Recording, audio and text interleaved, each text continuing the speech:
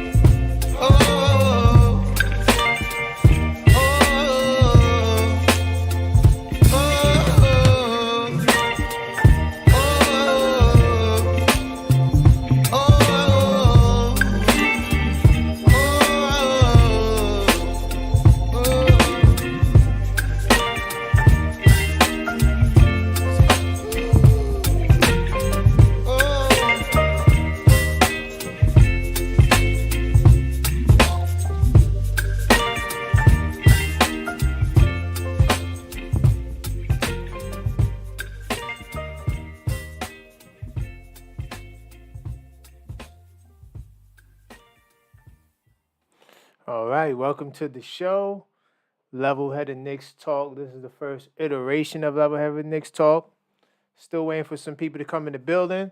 But if you don't know who I am the objective fan straight out of Kings County, New York City's finest.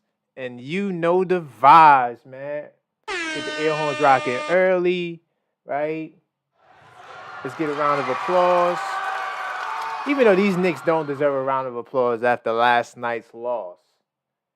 Uh, this show is going to be talking about the first quarter, which is like pretty much the first 20 plus games of the season. So last night's loss will not dictate the pace of the show. Salute, we just got a new follower, Eric Schwartz. The movement is growing. We're on Facebook, we're on IG and TikTok. Those two platforms, we definitely got to get our numbers up. But Facebook and YouTube is pretty much rocking, man. Thanks to you guys for checking me out. Without you guys, there wouldn't be no channel. I just want to big up to yourself, man. If you rocking in the early afternoon, little late start, but it's all right. We're gonna get into it. I was hoping that we had the win last night. Because I know how Knicks fans get after losses. But this is also why I like to do the lives early in the daytime. Because early in the daytime, you were able to recover from last night. And I honestly to keep it real, I shut the game off after the third quarter. I just couldn't watch no more. It just was a poor display. Poor display. Oh, I just got an alert. Talking about Draymond Green, but that's a whole nother topic. But yeah, last night's game was to all the size people, you got one. Last night was the first game I felt like the Knicks were just too small. The Jazz has a very big front line. Matter of fact, we could jump into research mode early. We could talk a little bit about the Jazz game until people start popping up. Let's see. All right, so we're gonna pull up this Jazz game. For the first time, I felt like the Knicks were too small, and the Jazz size really gave us a lot of trouble. And that little zone they were running to was kind of crazy. Early in the game, it kind of like took away the driving lanes. So Brunson and RJ, that's their game. They like to play from the mid range to the basket, try to get some drives, and RJ definitely had a terrible shooting game. He was 3 of 16, but he started the game. He was what? He was 1 of 9, I believe. I think he was like 1 for 9. It was crazy. But look at their front line. Let's pull up their front line. So they got this kid Fronteco.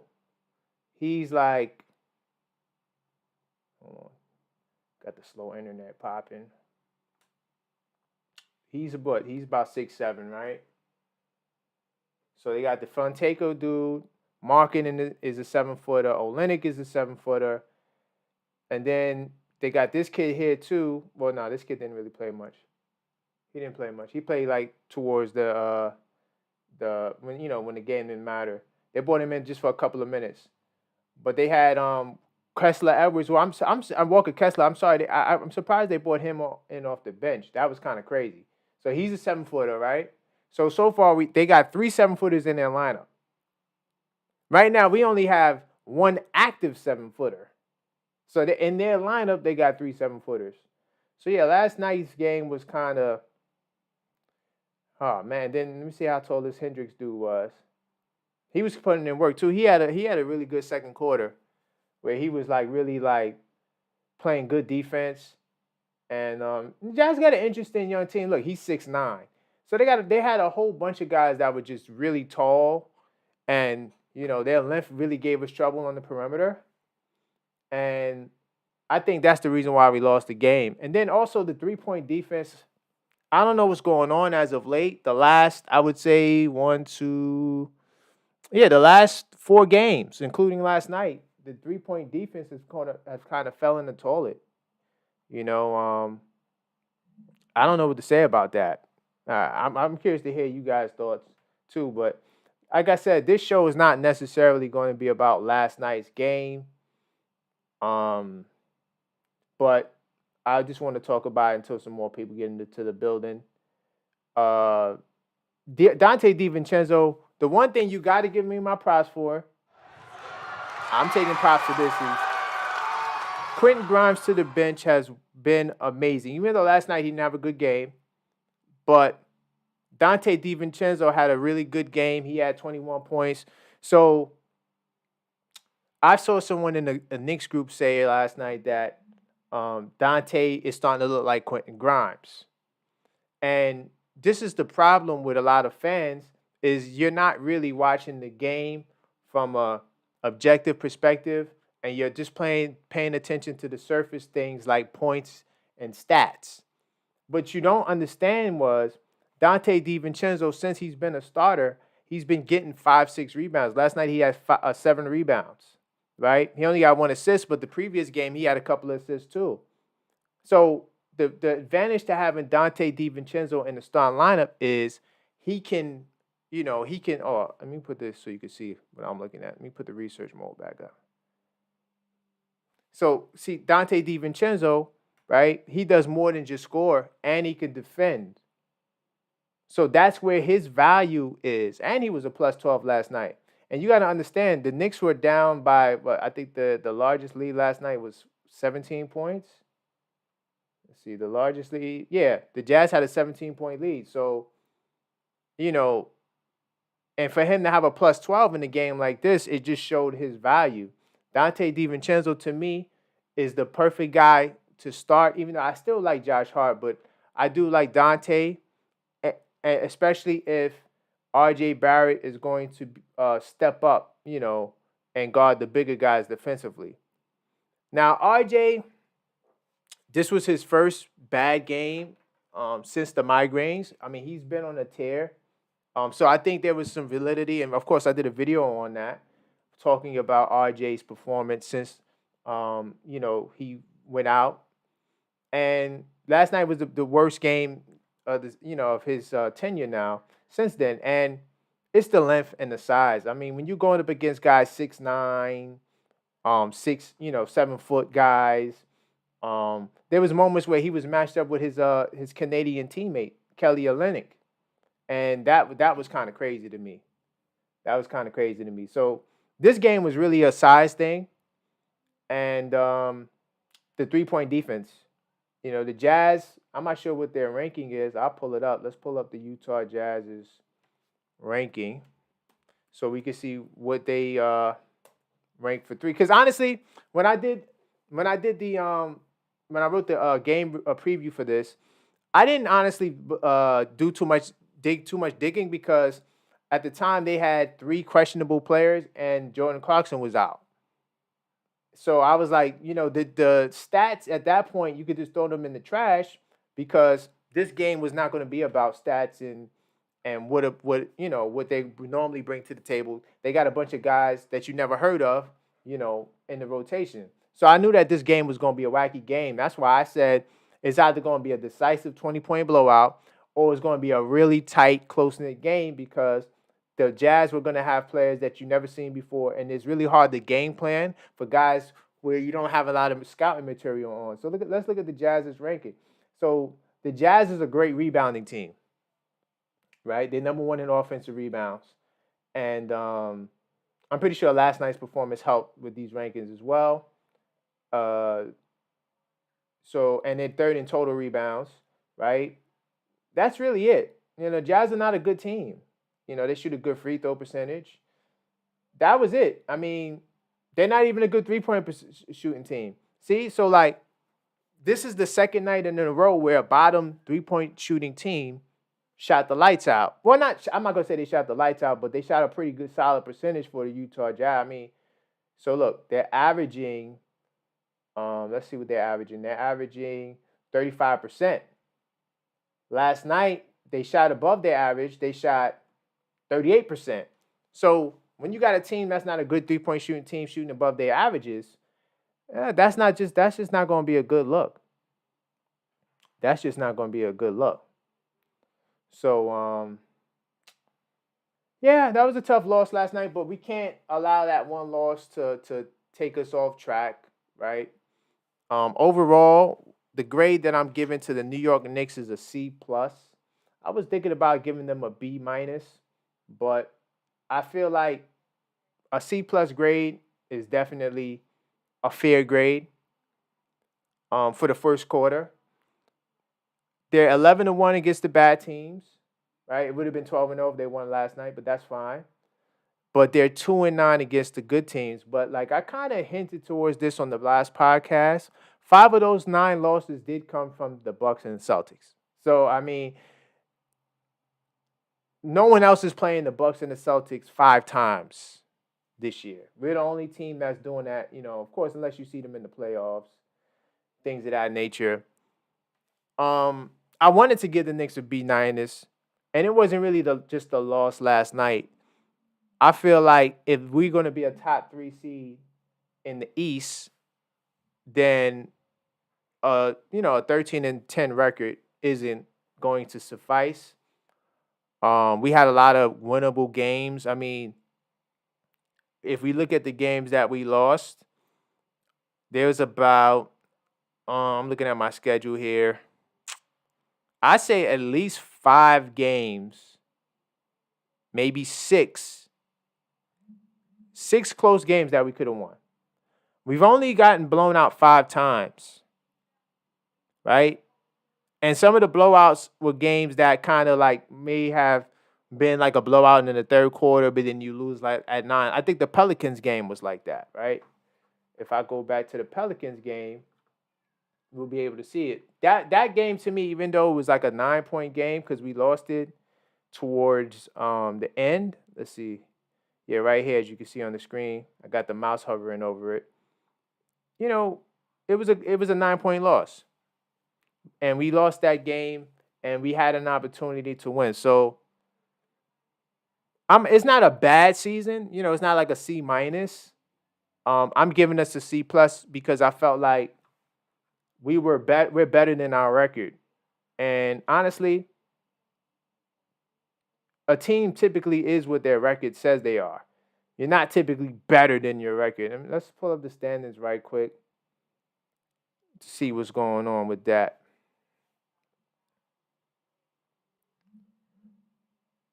So if you're new to the stream, this is Level-Headed Knicks Talk. I'm starting to get into the meat of what I'm talking about. I'm trying to wait till some more people get in the building.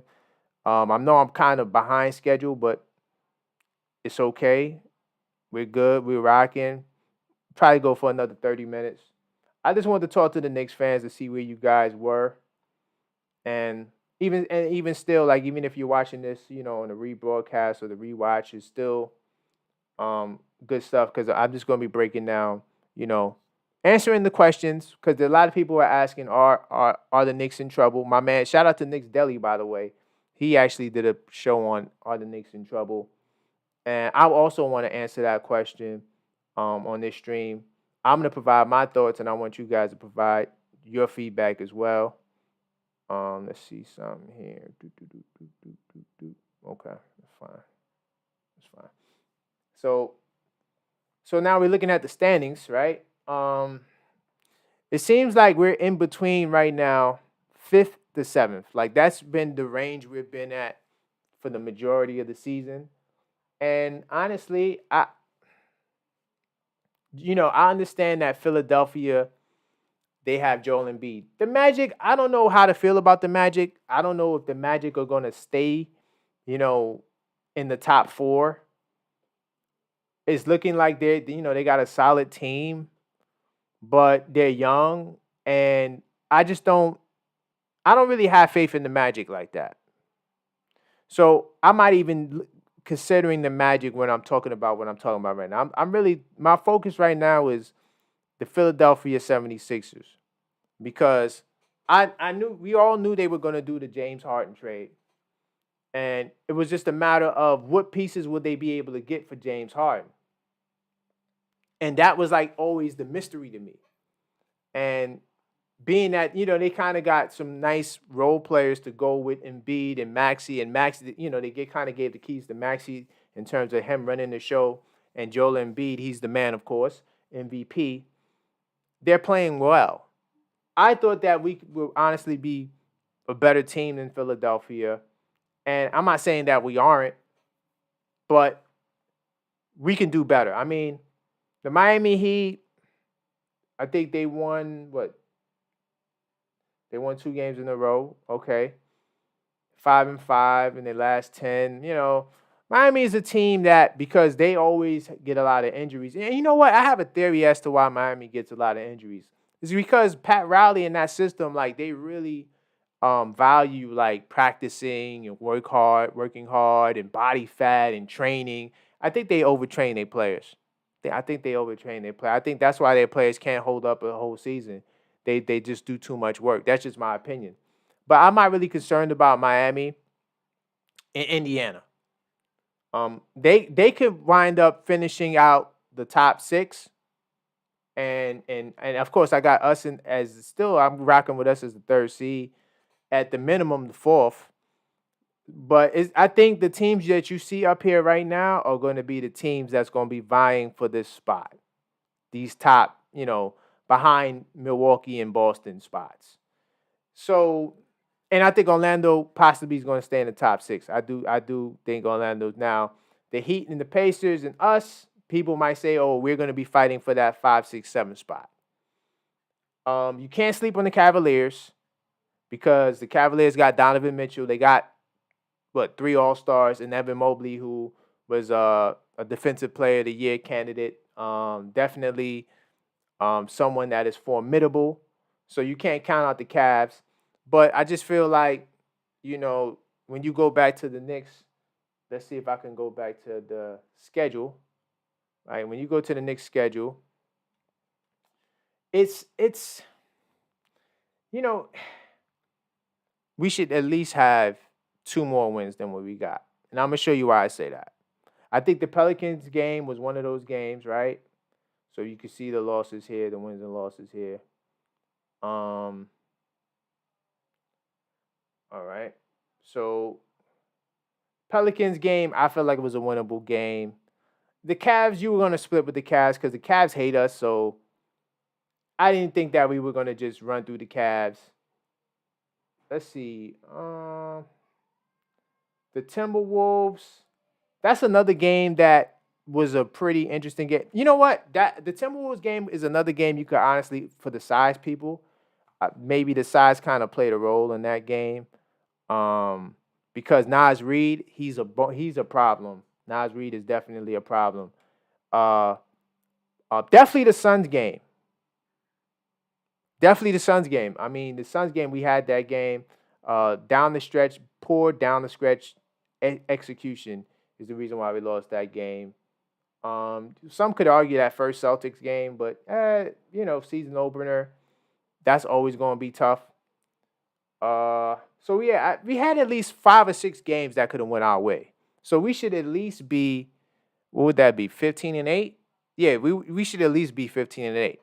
So because I felt like there was at least 2 games that we should have won, that's why I'm giving the Knicks a C+. I'm giving the Knicks a C+. Salute to you if you just joined the building. This is the Level-Headed Knicks Talk show. Basically, we're going to be talking about the first half of the season.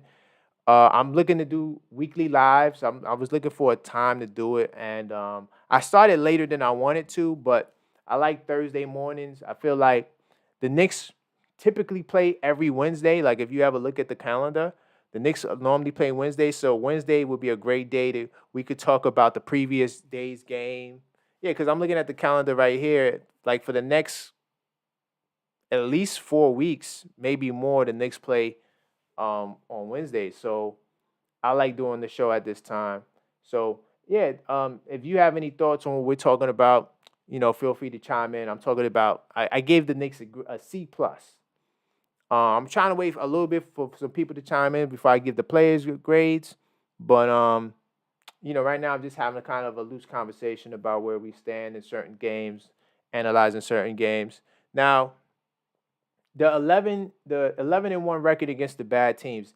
The Knicks are definitely blowing out the bad teams. We got how many blowouts? About 5 blowouts. No, maybe 6 blowouts against bad teams. I'm looking at the standings here. Yeah, we got about 6 blowouts against bad teams. So, I mean, just taking care of business. The Jazz is a bad team, but the Jazz, because we lost Miss Robinson and the size, that's what cost us that loss last night. So, Knicks is taking care of the bad teams. That's a good sign.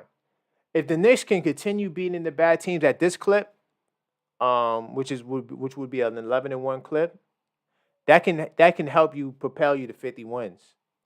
That can help propel you to 50 wins. And yeah, we got to play the Celtics and Bucks 10 times this year, but we already played them 5 times. So we just got 5 more games to go against them. And this West Coast trip, I mean, the Suns game is going to be tough.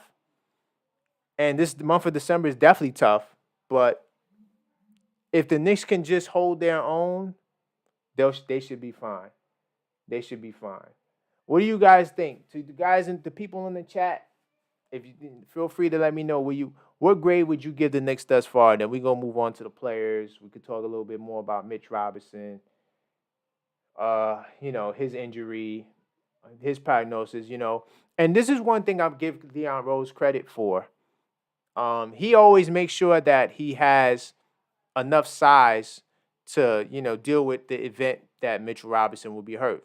And what I'm talking about in particular was that this offseason, Deuce McBride, Jericho Sims were in demand. A lot of teams wanted those 2 guys. The Knicks held on to those guys because they felt like those 2 guys would be the insurance policy, right? And having them as the insurance policy, because you already knew Mitch was going down. I knew that Mitch was not going to play 82 games. Like that to think that's just, crazy, right? That's just crazy. I mean, let's pull up Mitchell Robinson right quick on here. Let's see. You know what? Let's go to Basketball Reference. I like Basketball Reference better.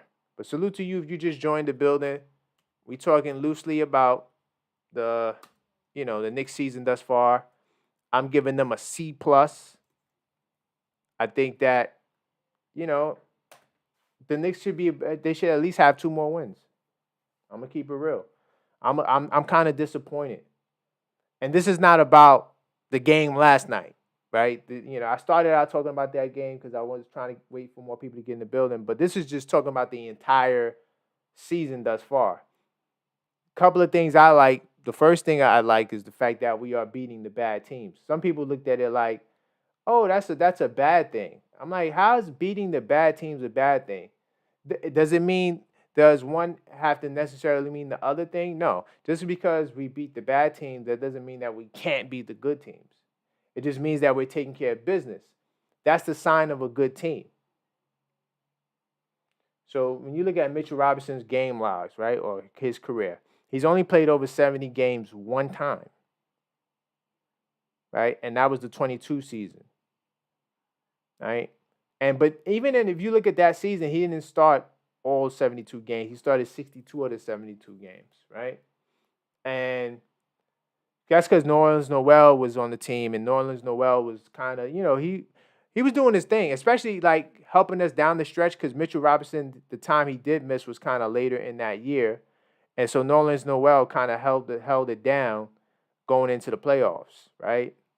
But outside of that year, right? Hold on. Wait, no, that's the wrong year. Nerlens Noel was the year before that. Yeah, Nerlens Noel held him down in 2021. 2022 was the year we didn't make the playoffs. So that was the year he put the 72 games up. But outside of that, his first couple of years he played 66 games, 61 games. That's actually not bad. But he wasn't getting a lot of minutes. He was getting 23 minutes off the bench, 20 minutes off the bench. So, I mean, that's less wear and tear. This year, though, he was getting 29 minutes. So when you look at that his usage, right, that's a clear indicator that he's going to go down eventually. And not like this. I didn't want him to get ankle surgery, but you just know that a guy who plays as hard as Mitch was not going to last. So that's why you shore up the roster with, you keep Jericho Sims and Hartenstein. That's your center depth chart. You keep 3 centers. So I give Leon Caroz credit for that, even though he didn't make some other moves that I felt like he should have made, but that's fine. Let me see something right quick. Let me put it in this mode. I was trying to get a list of the top free agents available because I want to talk about Taj Gibson too. And I have kind of mixed reviews on Taj Gibson. I'm not saying that Taj Gibson is a bad signing, but let me see. Let's see potential free agent targets. Let's see available free agents. Let me see something. Salute to yourself. You just joined the chat. This is level-headed Knicks talk. We're talking about the Knicks in the first half. Okay, then here's a running list. Broke down position. Let's see. Hopefully these guys are still available. All right, let me put this back on research mode so you can see what I'm looking at. Now, hopefully a lot of these guys are still available. Oh, no, it's updated. Okay, so yeah, December 14, 2023. So these are some of the other guys available, right? Of course, Taj Gibson, we just signed him, so they didn't get a chance to update this list. But Nerlens Noel, I don't know what he's been doing in recent time, but I like Montrezl Harrell. I understand. I think he had an ACL or something like that, but I don't think he would have been available to play. But to me, he's the best guy on this list. I don't care about what anyone says. Montrezl Harrell, it puts in work. He's just, to me, he's the most dynamic big guy on this list. Now, Dwayne Dedman is interesting. He's a hustler, but he's kind of older. Jang is all right, but he's an undersized center. He could play a little 4-5. The rest of these guys, Taj Gibson. What do you guys think in the chat? Was Taj Gibson the best center they could have got? Then let's look at fours, right? Well, Roby is with the G League's next G League team, but I don't think he's under contract. So, okay, I guess that's why they got him as a free agent. I might have made a run at Blake Griffin. I think, he's a veteran. He can kind of play a little bit of 4. Not really. He's more of a 5 because his athleticism kind of is not there like how it was. And he's been playing a lot of 5. Maybe Blake Griffin over Taj. I don't know. What do you guys think in the chat? These are some of the top guys they could have got, And then we don't need small forwards and guards. So I'm not even going to look at the small. But look at how big the list is for guards. It's like way more guards than, big guys. So having a good big guy is like a high commodity in the NBA. If you just look at the choices that's available. And I guarantee you half of these guards are nice. Maybe not. I'm looking at some of the names. But what do you guys think? Listen. Taj, it's a solid pickup. It's a safe culture pickup. Like, he's not gonna mess your locker room up. He's going to definitely, fit right in. He's been there. He knows what the Knick culture is. He knows what Coach Tibbs is all about. So I think that Tibbs is not. Taj is not a bad signing, but it's just not a great signing, in my opinion. So Mitch is going to be out 8 to 10 weeks, right? As we all know. He's getting surgery, which is kind of scary. But one thing I will say, if I had to give one positive for this whole Mitchell Robinson injury, is that when he comes back from ankle surgery and he's 100%, he'll be ready to go. I don't see him missing time after that. I think he will be. I think because he's getting the 29 minutes a game, that's like a career high for Mitch. It's a lot of minutes, right? That's a lot of minutes. And even when he had 27 minutes a game last year, he only played 59 games. So like a lot of times, um, general managers, coaches on different teams think that load management is about games played. In my opinion, I believe it's more about minutes. That's why if you look at Chris Middleton, perfect example from the Milwaukee Bucks, I believe he played every game this year. And he's a guy that's known to get nicked up. But he's only been playing, 16 to 20 minutes. So they're managing his minutes is less wear and tear on the body. Versus you take away the games, you shouldn't sit out games, in my opinion. I think you could play less minutes, play guys less. They even tried it with LeBron, but the plus minus for the other guys was so low that they couldn't afford to have LeBron on the bench. I think the Lakers are getting better at that, but the bottom line is, like, when you go back to Mitch, it's like, I mean, Mitch is the man on this team. I mean, Mitch, in my opinion, I should have gave him an A minus, but Mitchell Robinson, I gave him a B plus. Right? He's leading the team in rebounds, 10 a game, steals, and blocks. Like that, I mean, that's just impressive. And of course, now this injury is going to take him out of Defensive Player of the Year and All NBA defensive team, but he would have easily made those teams had he not got hurt. Maybe, who knows, a successful ankle surgery. I mean, how many games is going to be between for 8 to 10 weeks? I'm going to tell you right now, I could give you a rough estimate of how many games 8 to 10 weeks is going to be. So you got, this is 1, 2, 3. Yeah, he's going to miss too many games. He's probably going to miss like 24 games. If you play 3 games a week, right? 8 times 3 is what, 24? So yeah, he's going to miss too many games to get that nod. So up until this point, I mean, he was the best offensive rebounder in basketball, had the most offensive rebounds per game and just offensive rebounds. Matter of fact, I'm curious to see where he stands now that he missed a couple of games. Let me see. We're gonna do no, not from last year. I want to see where Mitch stands now that he missed like a couple of games, and let's see if other people gained on him, just to show how dominant he was.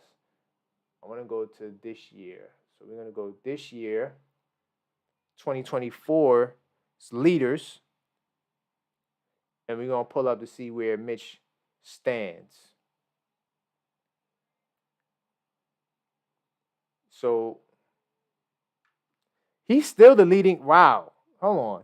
Mitchell Robinson missed 2 games, and he's still the number 1 offensive rebounder.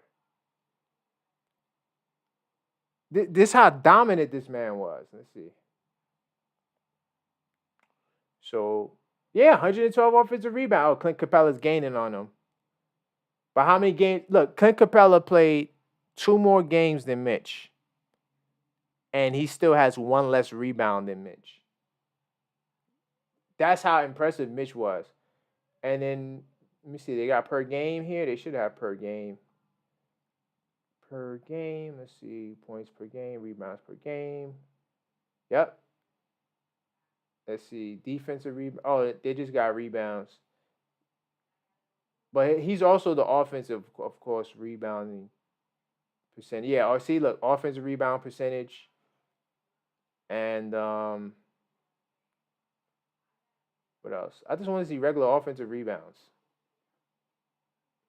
Honestly, the stats is too advanced. But yeah, he's also going to be, of course, like per game offensive rebounds. So that's how dominant Mitch was. So I'm giving Mitch a B plus. I was gonna give him an A minus. He's probably the only guy that deserves not the only guy, but he's one of the few guys that deserves a half-point grade over what his production is. Mitchell Robinson, he's giving you 10.3 rebounds a game, 1.5 steals, 1.3 blocks, and his blocks were going up.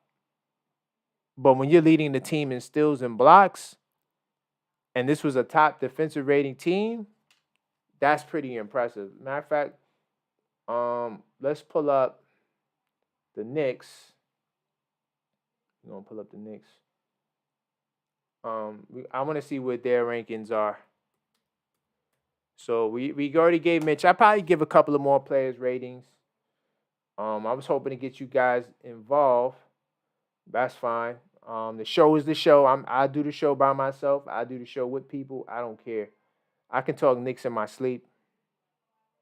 You know what? I'm starting to think I do talk Knicks in my sleep. Let's see. So we're gonna go to this year, 2024, and we're gonna see where we stand in terms of rankings. I know we dropped in a lot of rankings, especially defensive stuff. So this is the Knicks ranking. So let's see what stands out. We still the top rebounding team, though we may fall a little bit, especially on the offensive glass, but we still one of the top 10 in rebounding. We're top. We don't turn over the ball much. Let's see. That's really it. We're still top 10 in 3 points, believe it or not, which is kind of interesting. But let's look at the opponent side, right? So, we still do a good job in terms of holding other teams and rebounding, but like, that might slip a little bit without Mitch. Our 3-point defense is not good. It dropped tremendously. Let's see where we are in terms of our ranking. Let's see. So, yeah, I mean, our defensive rating is 13. Our offensive rating is 10. All these numbers dropped. All these numbers were higher. Let's see what else. Defensive rebounding percentage. Yeah, our rebounding numbers is impressive. Very impressive. But that's it.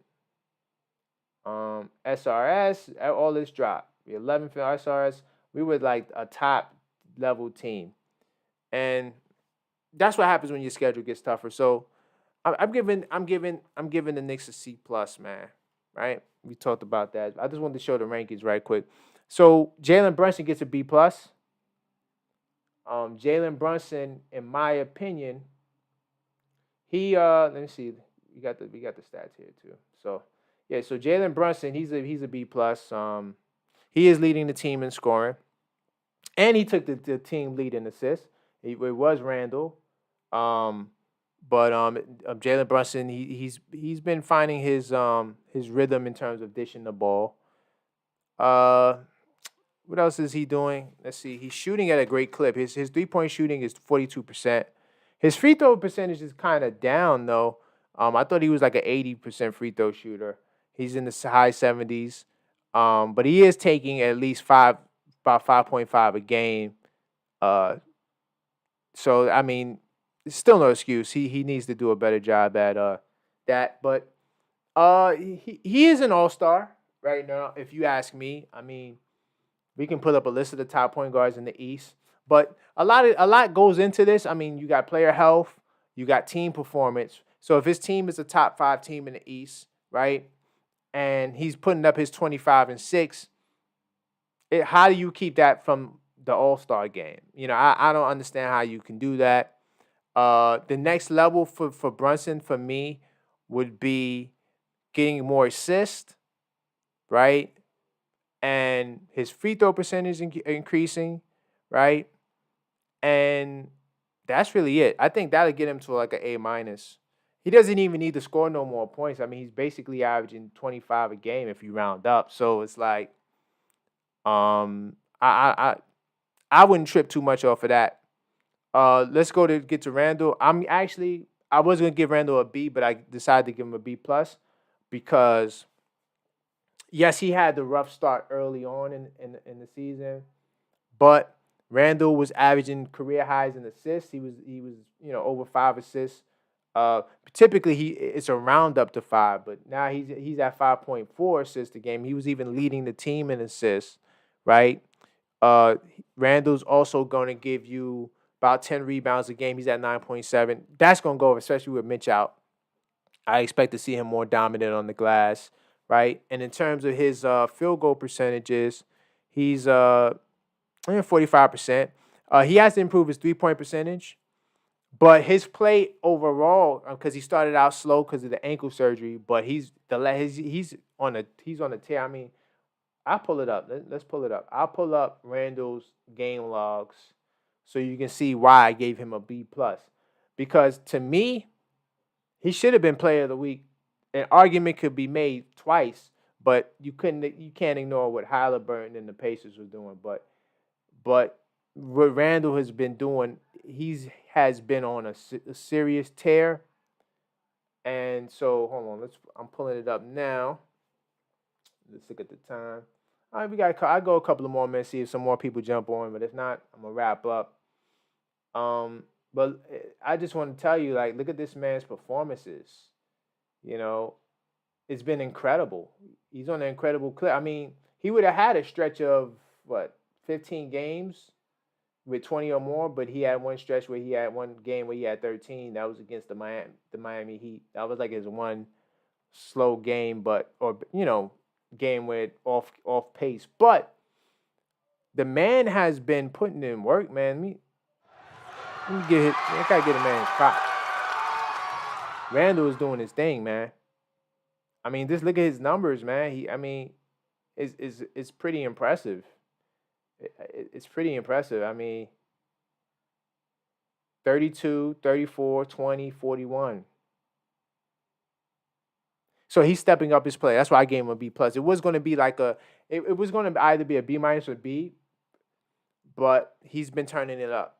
And like I said, these ratings are for the entire first quarter.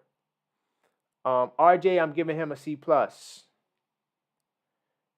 Unlike Randall, RJ is kind of the opposite. He started out incredible. He was shooting 50% from downtown. He was doing heroic stuff. I mean, he was the youngest Knicks player to reach 5,000 points. And it's like as soon as he hit that 5,000 mark, that's when his game began to slow down. And then he had a stretch of games that just were not impressive. And I'm going to pull it up right now so we can all see it. And because of that, that's why I had to kind of drop him. Oh, I'm sorry, you guys. I didn't have the research mode on. It's back on now. So when you look at RJ's games, right, look how impressive his first 6 games is. This is where he was shooting 50% from downtown. This is the migraine game. After the migraines, then look at the production. It dropped 15, 14, 18, 16, 15. You know, this is a C. This is a C minus. This is a D plus for RJ Barrett, who I think is a star. Or not, well, at least an all-star. I'm not going to say star in this league. You got to do better. And I was considering giving him a B minus because the last couple of games he had some good runs. He had 23, 23, 27, but then last night was a 9. And I'm not saying last night was the game with the 5, but I'm gonna give him a C plus because I feel like out of all the people on the team, he's the guy that, in my opinion, should have the better upside because Brunson and Randall's already playing at an all-star level. RJ has to raise his game to an all-star level, and he hasn't done that. IQ, I'm gonna give him a B minus. IQ, I believe he's someone who is having a pretty solid year. I mean, isn't as consistent as I want him to be. He is shooting 37% from downtown, which is kind of where he normally is at. He's 90% free throws, leading the team in free throws. Can't be mad at that, but he's averaging a career high 15 points. I think he might even get that up to like 16, depends. They were trying to make it a big deal, and I'll talk about this on the podcast about his minutes and, because I feel like New York media, and I'm not going to call no one out, I feel like they target, the Knicks because there's not a lot of bad news. I said this on 2 podcasts ago, this week inside the New York Knicks, that, the Knicks don't have disgruntled players. Not even Evan Fournier. I think Evan Fournier is just chilling right now. Maybe because they told him, hey, we're going to work on the trade. Boom, boom, just stay quiet. Just, clap it up. We're going to get you up out of here. Possibly that's the reason. But the Knicks don't have disgruntled players. Quentin Grimes wasn't disgruntled. Quentin Grimes was frustrated over having the bad game and just how his overall performance was. Put him on the bench, and you can see the kid is balling out of his mind. Go ask Quentin Grimes right now if he's disgruntled. I guarantee you he's going to tell you no. Because all he wanted was a feel for the game, and he wasn't getting that feel for the game with the starters. So I'm giving quickly a B. No, I'm sorry, I said B plus. Quickly's a B, not a B plus. Dante is a B, because Dante, in my opinion, does whatever you need him to do. Dante is not necessarily there to score. He's there to hit the open three. He's there to play defense. He's there to get the deflections.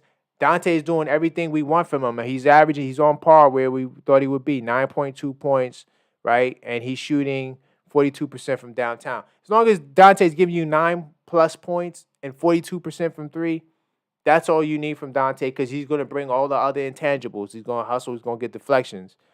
Let's see. Josh Hart, I'm giving him a B minus. Even though argument could be made it should be a C plus. The only reason why I'm giving him a B minus is because, like I said, we're not there for his scoring, right? We're not there for Josh Hart scoring, but he's still shooting 37% from downtown. That doesn't go without saying. He's still giving you about 8 points a game, and he's a little shy of what his rebounds was last year, but he's giving you a solid 6 rebounds a night. And so I think Josh Hart, the next level for Josh Hart will be to get his rebounds back up to 8. Maybe get a little bit more steals. How many steals he's averaging? Josh Hart is giving you about a steal a game. So, maybe he could get it to 1.5. He's going to get more opportunities, especially with the Knicks not having a backup power forward. So I give him I'm leaning to a C plus, but I'm going to say B minus, because his scoring is not really what we need him for, but he's giving you 37% from three, and he's taking 3 threes a game too. So let's see what else we got. Quinn Grimes is definitely starting lineup. He definitely disappointed me disappointed us, because he didn't play with confidence. Has nothing to do with shooting the ball. Has nothing to do with percentages. I mean, what's he shooting from three? Quentin Grimes is giving you 36%. So he's shooting what he normally shoots. That's why I'm saying, like, shooting wasn't the issue. The issue is his confidence. He played like a scared boy. Then he was scared to take the shot. He passed up shots that he should have took. Mitchell Robinson really is an A minus, but I'm giving him a B plus, only because he wasn't giving us. Not that scoring is the deal for him, but he dropped 2 points in the scoring. He not only gives you 8, he's at 6, right? But his rebound and his other production went up. So that's why he technically could have been an A minus. But at the same time, I can't ignore that there's areas that would make him in a solid A that he's not bringing to the team. I mean, an A is a double-double. That's an A, right? But he was amazing. I mean, there's games that he won us the game. And Isaiah Hartenstein, B plus. B plus. Isaiah Hartenstein does everything we need him to do. It's not about stats with Hartenstein, though he is giving you about 6 rebounds. 6 rebounds, 18 minutes, 6 rebounds is not bad. He's giving you 1.2 assists a game, approximately a steal or a block. But Hartenstein is not there for stats. He's there to hustle. He's there to bang. He's there to, be that anchor, that enforcer. Yeah, Hartenstein is a B plus just off energy, effort. And, I mean, can you even point out a game where he just was ineffective?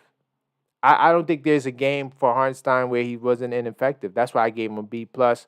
So those are my grades, my player grades. We talked about the drama. I didn't talk about the play-in tournament because we already covered it pretty much. And I kind of wanted to leave that open-ended. My final 2 grades will be Coach Tibbs. I gave him a B minus. Some people are going to say he's a C minus. Some people are going to say he's a B. I don't know, but I gave Coach Tibbs a B minus instead of a C plus. Why did I give Coach Tibbs a C minus? I'm sorry, a B minus, because the Knicks are 13-10 when last year they were 10-13.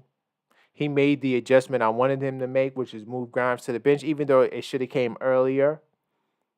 Um, he had the Knicks as one of the top defensive teams in the league, even though their rankings dropped tremendously based off the last 4 games performances, 3-pointers. But that's what I'm saying. Like this ranking is not about the last 4 games. It's really about the entire 23 games, the first 23 games. And I felt like Tibbs was doing a great job. We were 11-0 against bad teams. That means that the Knicks are prepared.